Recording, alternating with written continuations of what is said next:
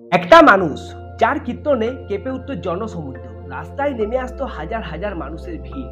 তিনি ছিলেন না শুধু ধর্মগুরু, ছিলেন এক আন্দোলন। কিন্তু ঠিক সেই মানুষটাই হঠাৎ একদিন উধাও হয়ে গেলেন। কোথায় গেলেন তিনি?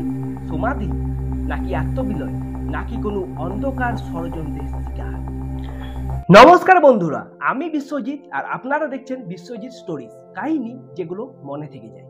শ্রী চৈতন্য দেবের মৃত্যু রহস্য আজও এক অনুত্তরিত প্রশ্ন। তো আজ আমরা সেই অন্ধকার অধ্যায়েরই খোঁজে পা রাখছি। শ্রী চৈতন্য দেবের জন্ম হয় 1486 সালের উড়িষ্যার শ্বেতাগড়ে। তার বাবা যিশুদেব ছিলেন একজন ধার্মিক ও গুণী ব্যক্তি, আর মা সাধবতী ছিলেন এক ভক্তিপ্রাণ নারী।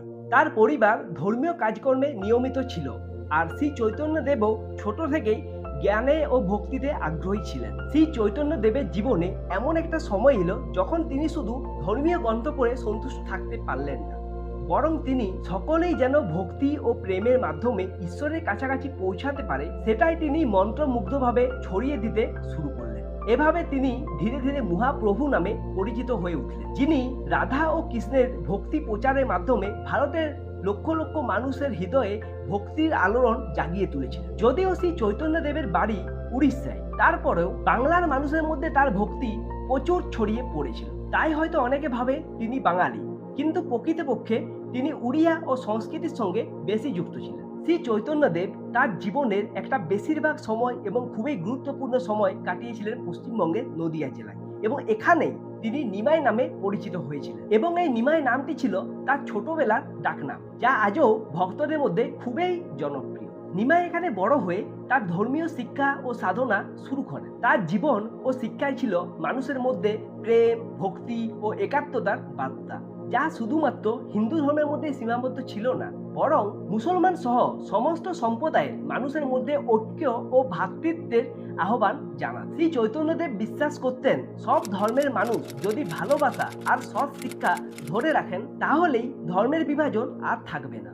আর এই কারণেই তিনি হিন্দু ও মুসলমানদের মধ্যে শান্তি ও ঐক্যের জন্য কাজ করেছেন, যা তার শক্তি ও আন্দোলনের একটা বড় দিক। শ্রী চৈতন্য দেবের মৃত্যু আজও এক রহস্য। অনেকের মতে তিনি পুরীর জগন্নাথ মন্দিরে প্রবেশ করে অলৌকিকভাবে অন্তর্ধান হন। চৈতন্য চরিতামৃত ও চৈতন্য ভগবতেও বলা হয়েছে তিনি ঈশ্বর রূপে বিলীন হয়েছেন। তবে ইতিহাসবিদদের মতে তার বিপ্লবী ভাবধারা, জাতপাতের বিরুদ্ধে অবস্থান আর সকলের জন্য ভক্তির দরজা খুলে রাখা কিছু রক্ষণশীল গোষ্ঠীর চোখে ছিল বিপজ্জনক। দীনেশচন্দ্র সেনের দ্য লাইফ অফ চৈতন্য মহাপ্রভুতেও এই সন্দেহেরই ইঙ্গিত রয়েছে। আর এই প্রেক্ষিতেই ভেসে আসে এক বিতর্ক।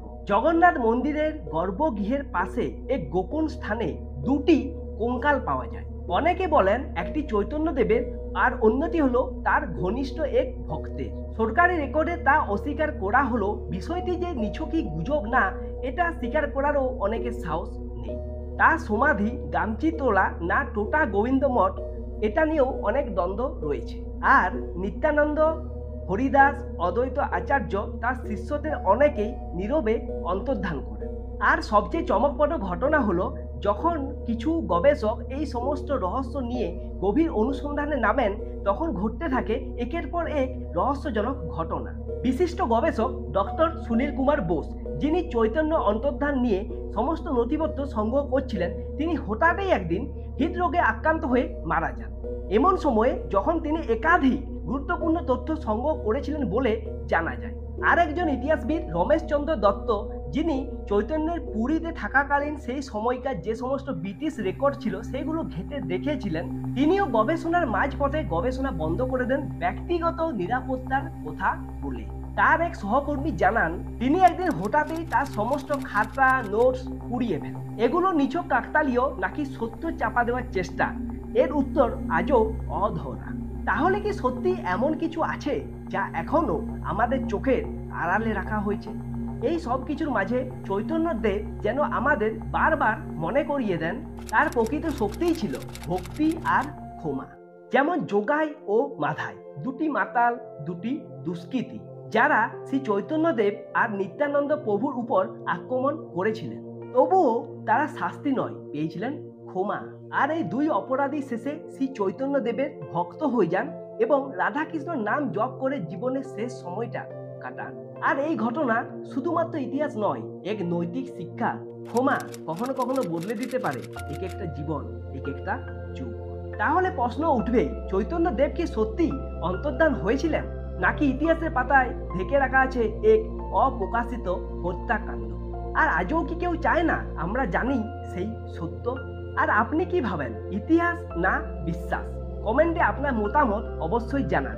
আর এই ভিডিওটা আমি শেষ করতে চাই চৈতন্য মহাপ্রভুর শেষ একটুকু লাইন দিয়ে, কারণ শ্রী চৈতন্যদেব অনেক মানুষের পথ প্রদর্শক ছিলেন। জীবনটা ছোট, একটুকরো হাসি, একটুকরো ভালোবাসা, এই তো